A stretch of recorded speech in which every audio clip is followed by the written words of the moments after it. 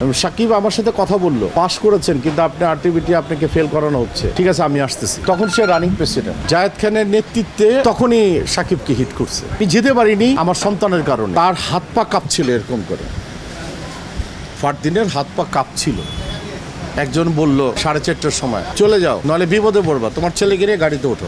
আমরাও যদি বাড়াবাড়ি করতাম তখন ওই হিটের কাতারে কিন্তু আমরাও পড়ে যাই। আসলে ওখানে একটা অরাজকতা তৈরি হচ্ছিল। মানে তারা আমাকে ফেল করাবার একটা রূপরেখা তৈরি করে ফেলেছে অলরেডি এফডিসিতে, এবং সেই রূপরেখার এখনও জীবিত আছেন আকবর ভাই, এবং ওখানে খসরু সাহেব ছিলেন। সেই রূপরেখাটা তৈরি যখন করে ফেলেছেন, সাকিব আমার সাথে কথা বলল, আমার বলতেছে আপনি কি জানেন আপনি পাস করেছেন কিন্তু আপনি আরটিভিটি আপনাকে ফেল করানো হচ্ছে, ঠিক আছে আমি আসতেছি।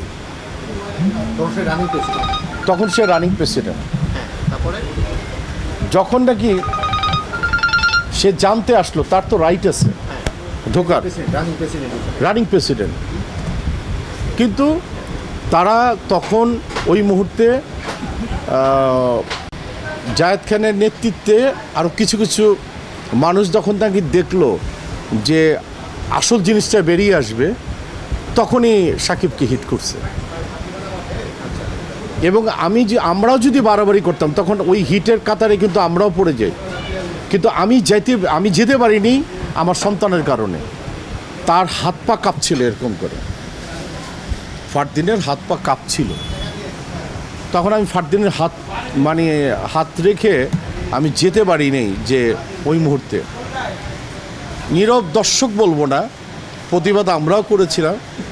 এবং একটা সময় গিয়ে আমাদের সুপার সিনিয়র একজন বলল 4:30টার সময় সানি বাসায় চলে যাও, তাড়াতাড়ি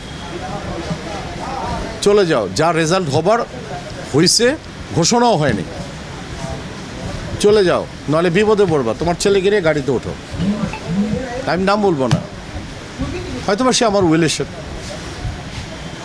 আমি চলে গেছি। আর দৃশ্যপট তো তোমরা এখন জানতে পারছো যে আমার নির্বাচনটা কি হয়েছে, মৌসুমীর প্রেসিডেন্ট নির্বাচনও কি হয়েছে। এটা নিয়ে আর কি বলে, আমি আর কোনো কিছুই বলবো না।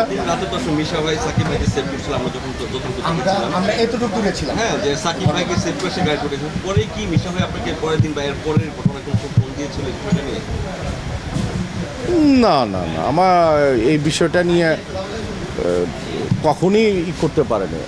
আর আলটিমেটলি কি একটা খালি কথা বলি, মিশা তো কোনোদিনই জায়েদ খানের বাইরে যেতে পারছে কি কোনো দিন?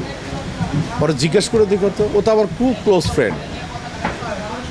জায়েদ খানের সিদ্ধান্তের বাইরে ও যেতে পারছে কিনা বুকে হাত দিয়ে কথা বলতে বললো তো পারেনি।